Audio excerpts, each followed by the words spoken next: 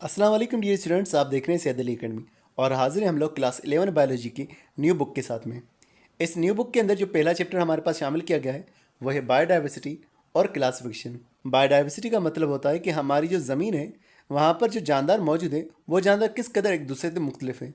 जानदारों की अलग अलग किस्में जो हैं इसे बायोडाइवर्सिटी कहा जाता है। और क्लासिफिकेशन एक तरीक़ेकार होता है जिसके अंदर हम जानदारों को मुख्तलिफ ग्रुप्स के अंदर रख रहे होते हैं। तो दोनों चीज़ों को हम डिस्कस करेंगे कि ज़मीन पे कौन सी जानदार मौजूद है और दूसरा कि किस तरह से उनकी ग्रुपिंग की गई है। यहाँ पर इसके इंट्रोडक्शन के हवाले से जिक्र किया जा रहा है, इसकी अहमियत के हवाले से जिक्र किया जा रहा है कि बायोडाइवर्सिटी ये भी बायोलॉजी का एक बुनियादी कॉन्सेप्ट है और दूसरा क्लासिफिकेशन ये भी बायोलॉजी का बुनियादी कॉन्सेप्ट है। ये बायोडाइवर्सिटी और क्लासिफिकेशन हमें किस चीज़ के बारे में बताती है? ये हमें बताती है कि ज़मीन के ऊपर किस कदर मुख्तलिफ जो है ज़िंदगी की किस्में मौजूद हैं और उनका आपस में क्या ताल्लुक़ है, ये हमें क्लासिफिकेशन बताती है। क्लासिफिकेशन के अंदर हम जानदारों को उनकी सिमिलरिटीज़ और डिसिमिलरिटीज़ के हिसाब से अलग अलग कर रहे होते हैं कि जानदार जो एक जैसा है एवोल्यूशन के हिसाब से भी, जेनेटिक्स के हिसाब से भी उन्हें साथ में एक ग्रुप में रखा जाएगा और जो मुख्तलिफ है उन्हें अलग किया जाएगा। तो इस तरह से एवोल्यूशनरी रिलेशनशिप के अंदर भी क्लासिफिकेशन हमें हेल्प कर रही होती है। और वैसे ओवरऑल अगर हम लाइफ की मुख्तलिफ किस्मों को ज़मीन पर देखते हैं तो वो बायोडाइवर्सिटी कहलवाता है। मज़ीद यहाँ पर बयान किया जा रहा है कि जब हम लोग बायोडाइवर्सिटी को डिस्कस करेंगे तो हम देखेंगे कि किस कदर जेनेटिक लेवल पर यानी कि डीएनए के लेवल पर जानदार अलग अलग हैं, स्पीशी के हिसाब से जानदार अलग अलग हैं, या इकोसिस्टम लेवल के हिसाब से जानदार जो है अलग अलग मौजूद हैं हमारे पास। और फिर हम लोग ये भी डिस्कस करेंगे कि हमारे पास क्या उसूल होंगे, कौन सा तरीका होगा जिसके नतीजे के अंदर हम लोग क्लासिफिकेशन को करते हैं, किस तरह से हम लोग ग्रुप्स बनाते हैं और उन ग्रुप्स के अंदर जानदारों को ऑर्गेनाइज करते हैं। अब हम लोग यहाँ पर जिक्र करते हैं 3 डोमेन सिस्टम ऑफ क्लासिफिकेशन के हवाले से। मतलब कि हम लोग ये डिस्कस करने वाले हैं कि इस वक्त हमारे पास जो क्लासिफिकेशन का सिस्टम राइज है वो कौन सा है। पहले पहले जो क्लासिफिकेशन का सिस्टम बना था, जो कार्लस लिनियस ने दिया था, वो था सिर्फ 2 किंगडम क्लासिफिकेशन, जिसके अंदर एक प्लांट ग्रुप और दूसरा एनिमल ग्रुप मौजूद था, प्लांट किंगडम और एनिमल किंगडम। इस तरह से फिर अर्नेस्ट हैकेल की तरफ से तीसरा किंगडम भी लाया गया था और इस तरह से फिर 4th किंगडम। और फिर 1969 के अंदर रॉबर्ट विटेकर ने जो है 5 किंगडम वाला सिस्टम दिया था। उन्होंने जानदारों को 5 ग्रुप्स के अंदर डिवाइड किया था, जिसके अंदर मोनेरा, प्रोटिस्टा, फंगाई, प्लांटाई और एनिमलिया शामिल थे। जो मोनेरा वाला ग्रुप था उसके अंदर तमाम के तमाम जानदार प्रोकैरियोट्स थे, यानी कि ऐसे जानदार जिनका न्यूक्लियस मुकम्मल नहीं था। और बाकी के जो 4 ग्रुप्स थे जैसे कि प्रोटिस्टा, फंगाई, प्लांटाई और एनिमलिया, इनमें पाए जाने वाले जानदार वो थे जो यूकेरियोट्स थे, यानी कि जिनके अंदर न्यूक्लियस जो है वो मुकम्मल पाया जा रहा था। फिर एक और शख्स आते हैं 1990s में जिनका नाम था कार्ल वूज। इन्होंने फिर प्रोकैरियोट्स को भी अलग अलग कर दिया। प्रोकैरियोट्स के बारे में उन्होंने कहा कि प्रोकैरियोट्स 2 तरह के, एक को आर्किया कहा गया और दूसरे को बैक्टीरिया। आर्किया मतलब कि पुराने बैक्टीरिया। तो इन्होंने फिर डोमेन सिस्टम पेश किया। एक को डोमेन आर्किया का नाम दिया गया, दूसरे को डोमेन बैक्टीरिया का नाम दिया गया और तीसरा जो है जो यूकेरियोट्स वाला जानदारों का ग्रुप था उसे डोमेन यूकेरिया का नाम दिया गया। आज के दौर के अंदर प्लांट्स, एनिमल, फंगाई और जो प्रोटोक्टिस्ट हैं वो सारे के सारे डोमेन यूकेरिया के अंदर आ जाते हैं। आगे अगर बात करेंगे, जैसे कि हमने कहा कि आर्किया और बैक्टीरिया दोनों ही प्रोकैरियोट्स होते हैं, यानी कि इनका न्यूक्लियस नामुकम्मल होता है, लेकिन इनके अंदर फ़र्क कुछ चीज़ों में पाया जाता है। मिसाल सेल वाल के अंदर फ़र्क होता है या फिर उनकी सेल मेम्ब्रेन के अंदर फ़र्क होता है। असल में ये मॉलिक्यूलर लेवल पे फ़र्क होता है। मज़ीद यहाँ पर लिखा हुआ है कि आज के दौर के अंदर जो बायोलॉजिस्ट है वो ये मानते हैं कि आर्किया और बैक्टीरिया दोनों ही कॉमन एंसेस्टर में से अराइज हुए हैं, यानी कि एक ही जानदार था जिसमें से आर्किया भी अराइज हुआ और उसी सेम जानदार में से बैक्टीरिया अराइज हुआ, लेकिन वो अलग अलग तौर पर अराइज हुए। मिसाल के तौर पर हमारे पास डायनासोर के कुछ ग्रुप मौजूद थे, वो डायनासोर के कुछ ग्रुप जो थे वो बर्ड्स में कन्वर्ट हो गए। इसी तरह से डायनासोर के कुछ और ग्रुप्स भी मौजूद थे जो कि आगे चल कर के मेमल्स में कन्वर्ट हो गए। तो बेसिकली ग्रुप एक ही था लेकिन उसमें से 2 अलग अलग ब्रांचेज आ गई। इसी तरह से जानदार एक ही था, उसी में से बैक्टीरिया भी बने और उसी में से आर्किया भी बने। आज के दौर के अंदर मॉलिक्यूलर एविडेंस हमें ये बताता है कि आर्किया जो है वो यूकेरियोट्स के ज़्यादा सिमिलर है बैक्टीरिया के मुकाबले में, यानी बैक्टीरिया उतने यूकेरियोट्स के सिमिलर नहीं होते जितने आर्किया होते हैं। ये जब हमने इनकी सेल को देखा तब हमें ये चीज़ मालूम पड़ी। और ये इसलिए कहा जाता है कि यूकेरिया जो है वो दरअसल आर्किया में से बने हैं। यूकेरिया बैक्टीरिया में से नहीं बल्कि आर्किया में से बने हैं।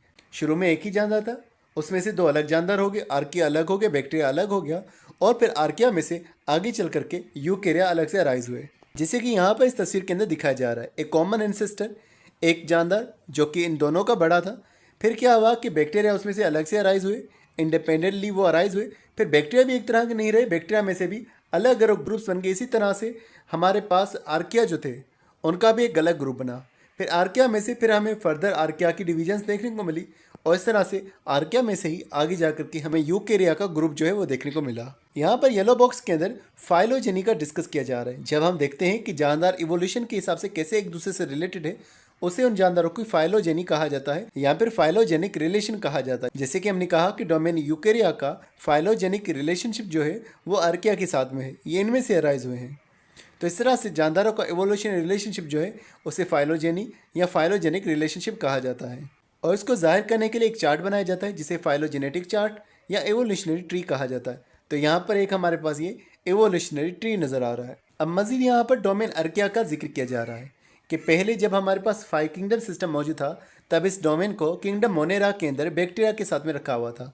बैक्टीरिया के उस ग्रुप के अंदर 2 ग्रुप बनाए हुए थे, एक को पुराना बैक्टीरिया और दूसरे को मॉडर्न डे का बैक्टीरिया कहा जा रहा था। तो पुराने को आर्किया कहा जाता है, आर्कियोस कहा जाता है ग्रीक ज़बान के अंदर, इसी वजह से इनका नाम भी आर्किया रखा गया। तो इनके बारे में लिखा हुआ है कि ये बैक्टीरिया में से अलग हो गए थे, डाइवर्ज हो गए थे पुराने वक्तों के अंदर।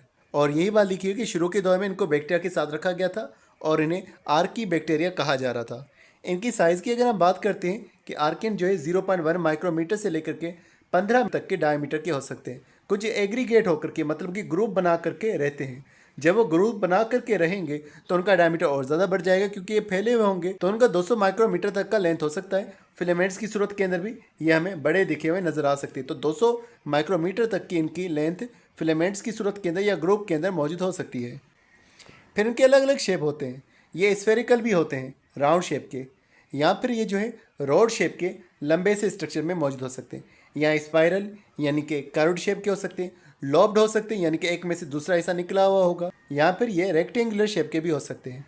अब इनके अंदर प्रॉपर क्रोमोसोम मौजूद नहीं होता और प्रॉपर क्रोमोसोम ना होने की वजह से इनके अंदर माइटोसिस नहीं हो सकती, क्योंकि माइटोसिस के अंदर स्पिंडल फाइबर्स बनते हैं और वो क्रोमोसोम को खींचते हैं।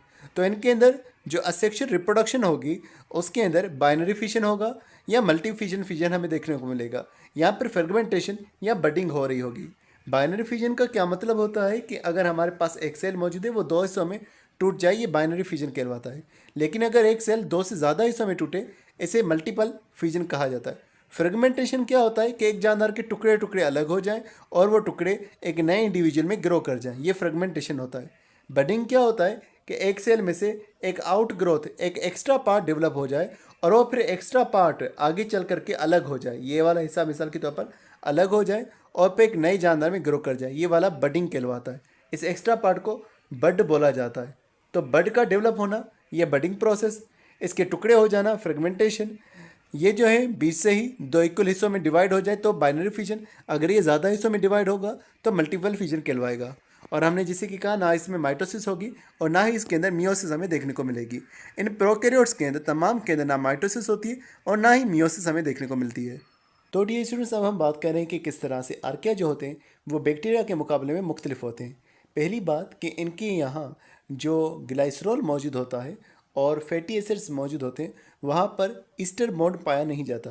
वहाँ पर ईस्टर बॉन्ड के बजाय ईथर लिंकेज जो है पाई जाती है। ईथर लिंकेज ज़्यादा मजबूत होती है, ज़्यादा स्टेबल होती है और ये यहाँ पर जो है इनका जो स्ट्रक्चर बनता है फैटी एसिड्स का, वो दरअसल ब्रांच्ड स्ट्रक्चर बनता है। नॉर्मली ये होता है कि ग्लाइसरॉल और फैटी एसिड्स के दरमियान में ईस्टर लिंकेज बन रही होती है, जो ग्लाइसरॉल जो कि एक अल्कोहलिक सब्सटेंस और फैटी एसिड जो कि एसिडिक सब्सटेंस है। लेकिन जो यहाँ पर फैटी एसिड का जिक्र किया जा रहा है, दरअसल ये फैटी एसिड नहीं बल्कि ये यहाँ पर जो है आइसोप्रोनर यूनिट होते हैं। तो आइसोप्रोनर यूनिट और ग्लाइसरॉल इनके दरमियान बनने वाली जो लिंकेज है वो हमारे पास ईथर लिंकेज होती है। तो इनका लिंकेज ज़्यादा ब्रांच होती है, इस वजह से जो है ये ज़्यादा रेजिस्टेंट होती है ख़राब कंडीशंस के अंदर भी, मतलब कि टेम्परेचर ज़्यादा होगा तब भी ये सर्वाइव कर पाते हैं। उसके अलावा अगर एसिडिटी ज़्यादा होगी वो उस इन्वायरमेंट में भी सर्वाइव कर पाएंगे। ब्रांच यानी ज़्यादा स्टेबल और लीस्ट रिएक्टिव करता है, तो इस वजह से ये ज़्यादा रिएक्शन भी नहीं करते हैं। तो ये सारी मजबूती इनके सेल मेम्ब्रेन में आती है क्योंकि ये सेल मेम्ब्रेन इन चीज़ों की बनी हुई है। उसके अलावा इनके यहाँ जो ग्लाइसरॉल के साथ फास्फेट जुड़ा हुआ है वो यहाँ पर पहले कार्बन के साथ जुड़ा होता है, जबकि जो बैक्टीरिया होता है वहाँ पर तीसरे कार्बन के साथ में जो है फास्फेट जुड़ा होता है।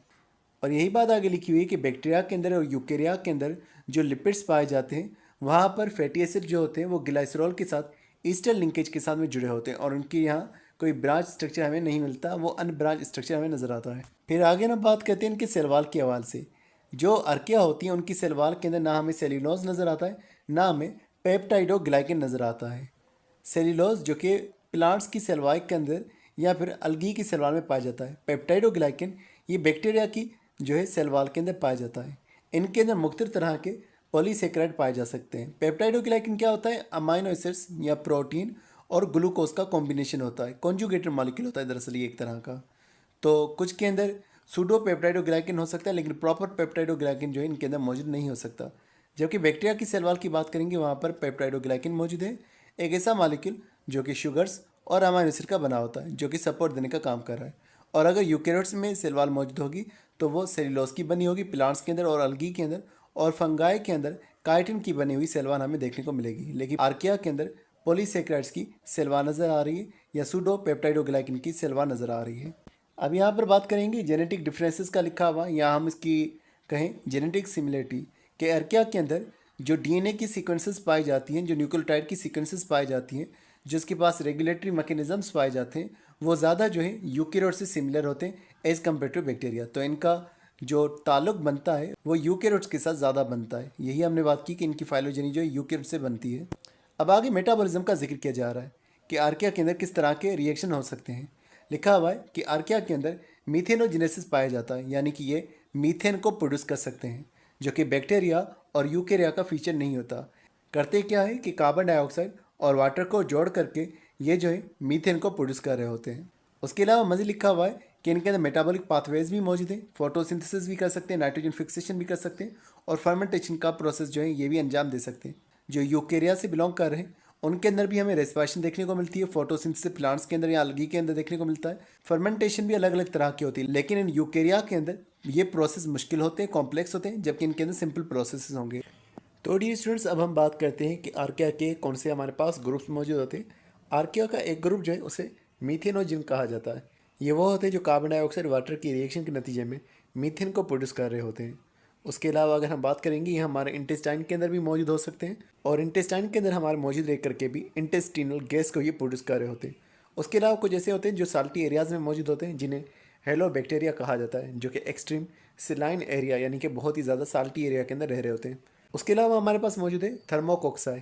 ये जो है एक्सट्रीमली हॉट एरियाज़ के अंदर जो है मौजूद होते हैं। हाइड्रोथर्मल वेंट एक जगह होती है जहाँ पर बहुत ही ज़्यादा गर्म पानी होता है, तो वहाँ पर भी ये मौजूद होते हैं। उसके अलावा एक और हमारे पास मौजूद है जो नाइट्रोजन फिक्सेशन के अंदर भी इन्वॉल्व होते हैं, जिसे कहा गया है थर्मार्कियोटा। यहाँ पर भी मिथेनोजेंस का जिक्र किया जा रहा है, हेलोबैक्टीरिया को भी लिखा हुआ है। एक और नाम लिखा हुआ है थर्मोप्लाज्मेटा, और दूसरा यहाँ पर लिखा हुआ है थर्मोकोक्सा। ये दोनों ही थर्मोफिलिक होते हैं, दोनों ही जो है गर्म एरियाज़ के अंदर रहते हैं। लेकिन थर्मोकोक्सा जो है हाइपर जो है थर्मोफिलिक होता है। थर्मोप्लाज्मेटा की अगर बात करें तो ये थर्मोफिलिक और एसिडोफाइल होते हैं, यानी कि ये ऐसी जगह पर रह सकते हैं जहाँ पर गर्मी भी हो और एसिडिक इन्वायरमेंट होगा, वहाँ पर भी ये रह सकते हैं। अब यहाँ पर सिग्निफिकेंस ऑफ आर्किया का जिक्र किया जा रहा है। हमने कहा कि आर्किया जो होते हैं वो हाई एसिडिटी के अंदर भी रह सकते हैं, हाई अल्कलाइनिटी में भी रह सकते हैं, या फिर हाई टेम्परेचर्स के अंदर भी रह सकते हैं। तो इनमें से एंजाइम्स निकाले जाते हैं, ऐसे एंजाइम्स जो कि हमें ज़रूरी होंगे उन खास रिएक्शंस के दौरान में जहाँ पर एसिडिटी ज़्यादा भी हो सकती है, टेम्परेचर ज़्यादा भी हो, तो वहाँ पर एंजाइम हमने इस्तेमाल करने होंगे, तो हम आर्किया के एंजाइम को इस्तेमाल करेंगे। मिसाल के तौर पर हमने डीएनए रेप्लिकेशन करनी होती है इन वाइट्रो टेक्निक के अंदर, मतलब कि हमारी बॉडी के बाहर जो है डीएनए रेप्लिकेशन करके हमें डीएनए के बहुत सारे क्लोन बनाने होते हैं, लेबोरेटरी के अंदर प्रोसेस करना होता है। तो हम लोग वहाँ पर हाई टेम्परेचर का इस्तेमाल करते हैं, और वहाँ पर एंजाइम हमें हाई टेम्परेचर में यूज़ करने के लिए जो चाहिए होंगे वो इन्हीं आर्कियंस में से निकाले जाते हैं। मज़ीद इन आर्कियंस की आवाज़ से जिक्र किया जा रहा है, ख़ासतौर पर मिथेनोजेंस की आवाज़ से जिक्र किया जा रहा है कि ये हमारे गटर वगैरह के अंदर भी मौजूद होते हैं, सेवेज सिस्टम के अंदर मौजूद होते हैं।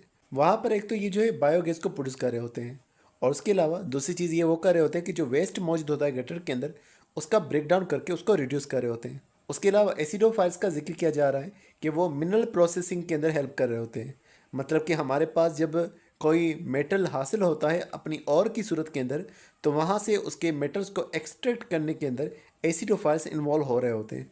तो ये हमने डिफरेंट जो है इनके ग्रुप्स के हवाले से और उनके फ़ायदों के हवाले से डिस्कस किए यहाँ पर। अब हम जिक्र करते हैं डोमेन बैक्टीरिया के हवाले से। जैसे कि हमने पहले कहा कि ये किंगडम मोनेरा के अंदर शामिल थे, और इन्हें ही जो है ट्यूब बैक्टीरिया कहा जा रहा था। बाकी आर्किया को जो है आर्की बैक्टीरिया कहा जा रहा था, पुराने बैक्टीरियन को कहा जा रहा था।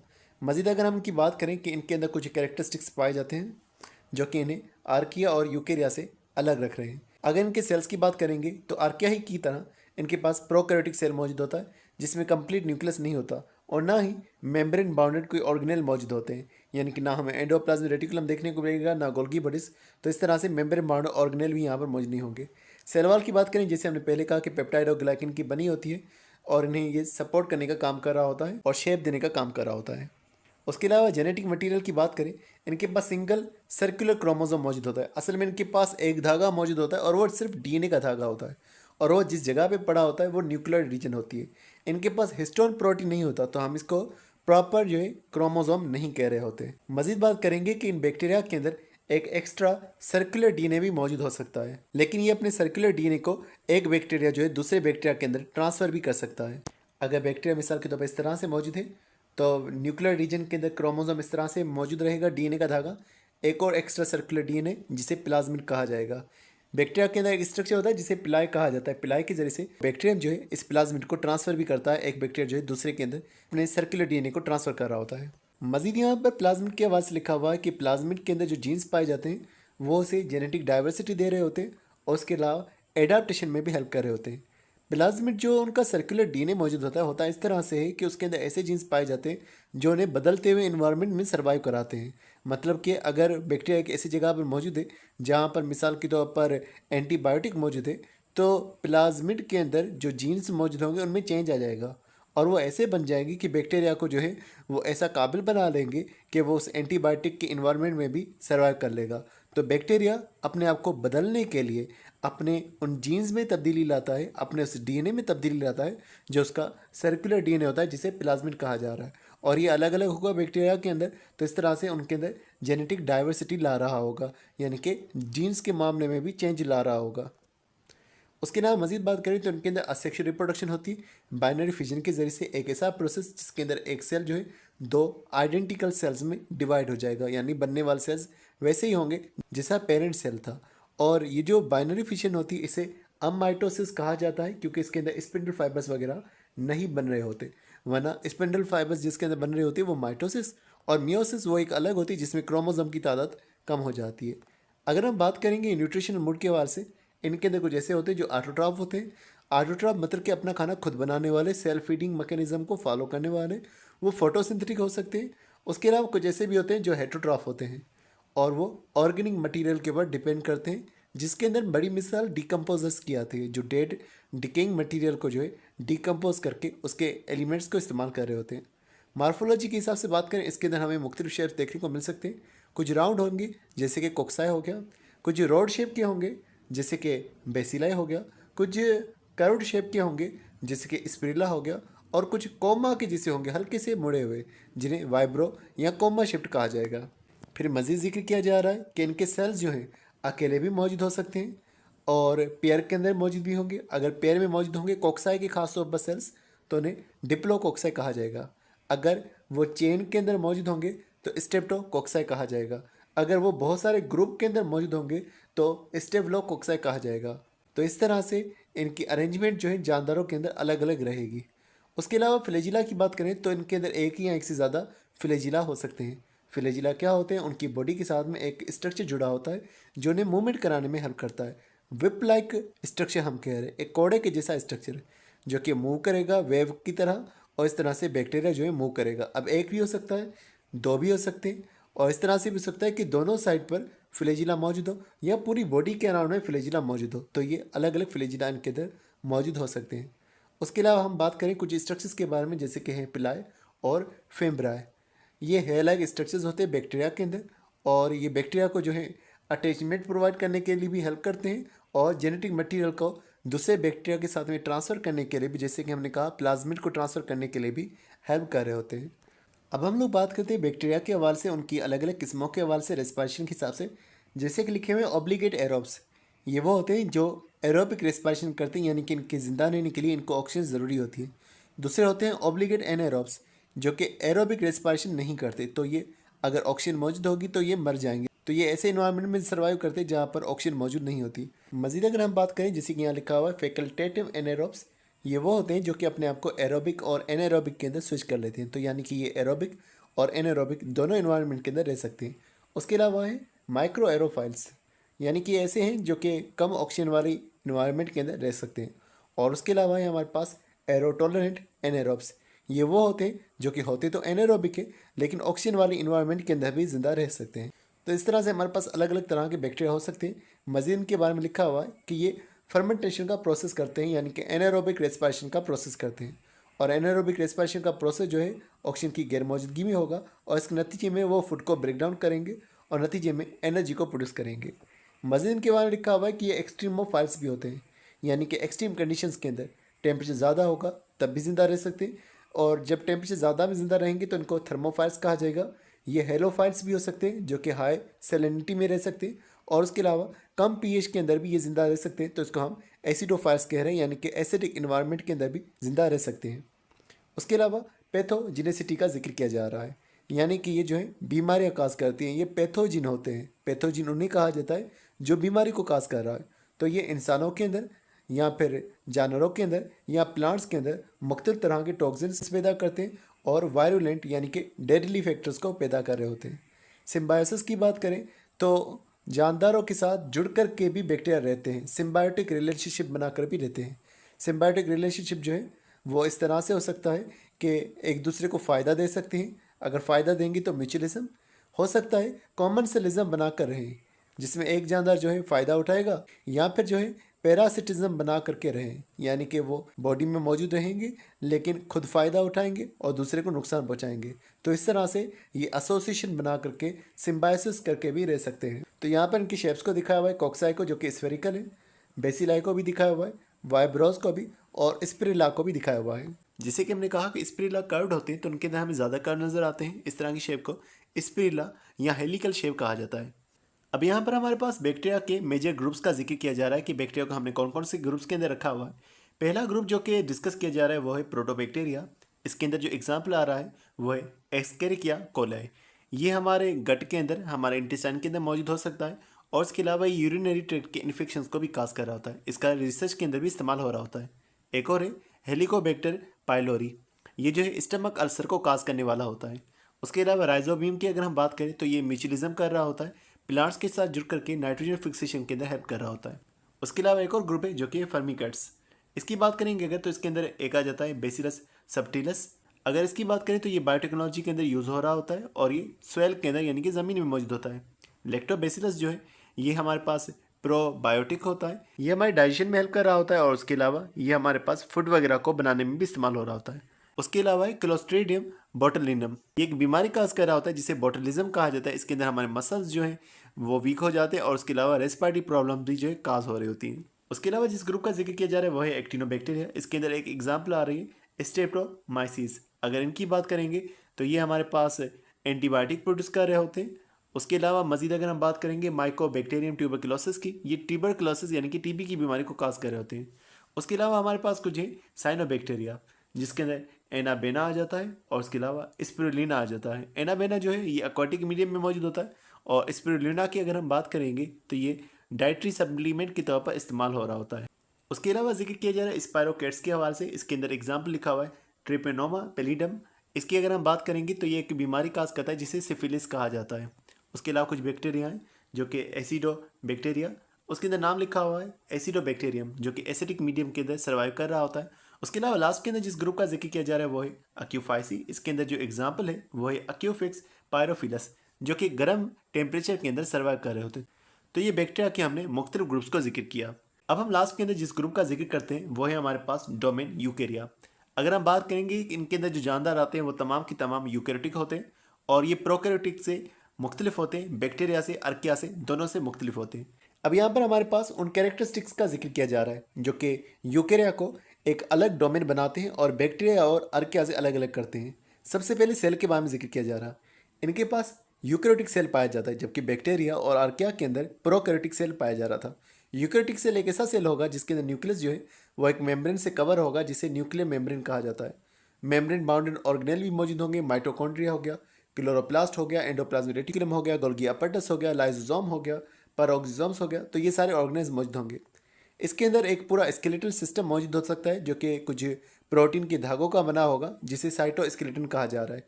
वो प्रोटीन की जो ट्यूबल्स पाए जाएंगे उन्हें माइक्रोट्यूबल्स या माइक्रोफिलामेंट्स या इंटरमीडिएट फिलामेंट्स कहा जाएगा। तो ये सेल को सपोर्ट, सेल के स्ट्रक्चर्स को जो है वो एक जगह पर फिक्स रखने में, सेल की मूवमेंट कराने के अंदर और सेल के अंदर की ट्रांसपोर्ट के अंदर भी हेल्प कर रहे होते हैं। जेनेटिक मटेरियल की अगर हम बात करेंगे तो इसके अंदर ज़्यादा क्रोमोसोम मौजूद होते हैं और एक क्रोमोसोम जो है जिस जगह पर लोकेटेड होते हैं वो होते हैं न्यूक्लियस। ये क्रोमोसोम जो है ये दरअसल डीएनए के बने होते हैं और साथ में इनके एक और प्रोटीन जुड़ा होता है जिसे हिस्टोन प्रोटीन कहा जाता है। तो सिर्फ इनके अंदर डीएनए अकेला नहीं पाया जाता, डीएनए एक प्रोटीन के साथ जुड़ा हुआ पाया जाता है जिसे हिस्टोन प्रोटीन कहा जा रहा होता है। और फिर इस क्रोमोसोम के अंदर हमारी पूरी जेनेटिक इन्फॉर्मेशन जो है वो मौजूद रहती है। रिप्रोडक्शन की अगर हम बात करें, सेक्सुअल रिप्रोडक्शन भी इनके अंदर हो सकती है और उसके अंदर मियोसिस होगी, गेमेट्स फॉर्मेशन होगी, फिर गेमेट्स आपस में जुड़ेंगे यानी कि फर्टिलाइजेशन होगी। तो क्योंकि दो अलग अलग गेमेट्स आएंगे मेल फीमेल के, इस तरह से जेनेटिक डाइवर्सिटी हमें देखने को मिलेगी क्योंकि जेनेटिक मटेरियल फिर चेंज होगा। मज़ीद लिखा हुआ है कि कुछ यूकर्स ऐसे होते हैं जिनके अंदर असेक्सुअल रिप्रोडक्शन हो रही होती है और माइटोसिस के जरिए से हो रही होती है। जब माइटोसिस के जरिए से रिप्रोडक्शन होगी तो उसके नतीजे के अंदर आइडेंटिकल सेल बनेंगे क्योंकि वहाँ पर कोई दूसरा सेल मिक्स नहीं हो रहा, जेनेटिक डाइवर्सिटी नहीं हो रही। उसके अलावा मज़ीद हम बात करेंगे कि इनके अंदर कॉम्प्लेक्स ऑर्गेनाइजेशन पाई जाती है। इनके अंदर सेल्स होते हैं, वो सेल्स आगे जा कर के तब्दील हो जाते हैं मुख्तलिफ सेल्स में और फिर इस तरह से मुख्तलिफ टिश्यूज़ और ऑर्गन्स बनते हैं जो कि अलग अलग काम कर रहे होते हैं। अब उसके अलावा लास्ट में इवोल्यूशनरी रिलेशनशिप का जिक्र किया जा रहा है। बयान ये किया जा रहा है कि यूकेरियोट्स के सेल जिस प्रोसेस से बने हैं वो है एंडोसिम्बायोसिस। एक एंडोसिम्बायोसिस कहा जाता है और दूसरा मेम्ब्रेन इन्वेजिनेशन थ्योरी कहा जाती है। कि ऐसा हुआ था कि जो सेल मेम्ब्रेन है वो अंदर की तरफ टूटी है। सेल मेम्ब्रेन के टुकड़े जब अंदर की तरफ गए हैं तो उसने जो वहाँ पर मटेरियल मौजूद था उसे लपेटना शुरू कर दिया। इस तरह से सेल मेम्ब्रेन ने डीएनए को लपेट लिया तो इस तरह से न्यूक्लियस की फॉर्मेशन हो गई और इस तरह से और भी मेम्ब्रेन वाले ऑर्गन हमें देखने को मिल गए। उसके अलावा दूसरी चीज़ ये हुई कि इसके अंदर एक सेल के अंदर कुछ और चीज़ें भी आ गई। मिसाल के तौर पर सेल के अंदर दूसरा सेल यानी कि एक बैक्टीरिया आ गया जो कि एरोबिक रेस्पिरेशन करने वाला था। आज के दौर के अंदर हम उसको माइटोकॉन्ड्रिया कह रहे हैं। इसी तरह से फोटोसिंथेसिस करने वाला बैक्टीरिया जो है वह भी सेल ने खा लिया। तो इस तरह से वो माइटोकॉन्ड्रिया साथ में रहने लग गया, क्लोरोप्लास्ट साथ में रहने लग गया और इस तरह से फिर वो आज के दौर के अंदर हमारे सेल का हिस्सा बन चुके हैं परमानेंटली। अब हम उनको कैसे कह रहे हैं कि ये बैक्टीरिया है? दरअसल इनके अंदर जो डीएनए पाया जा रहा है वो वैसा ही डीएनए होता है जिससे बैक्टीरिया के अंदर होता है। इनके अंदर राइबोसोम भी ऐसे पाए जाते हैं जो बैक्टीरिया के अंदर होते हैं और इनका डीएनए हमारे डीएनए से डिफरेंट होता है। तो इस वजह से इस एविडेंस के नतीजे के अंदर इन्हें बैक्टीरिया कंसीडर किया जाता है। तो डियर स्टूडेंट्स, आज के में बस इतना ही था। उम्मीद करता हूँ ये वीडियो आपको पसंद आई होगी। इंशाल्लाह मिलते हैं नेक्स्ट वीडियो में टेक्सोनॉमी हियरार्की के साथ। तब तक अपना बहुत सारा ख्याल रखिएगा। अस्सलाम वालेकुम।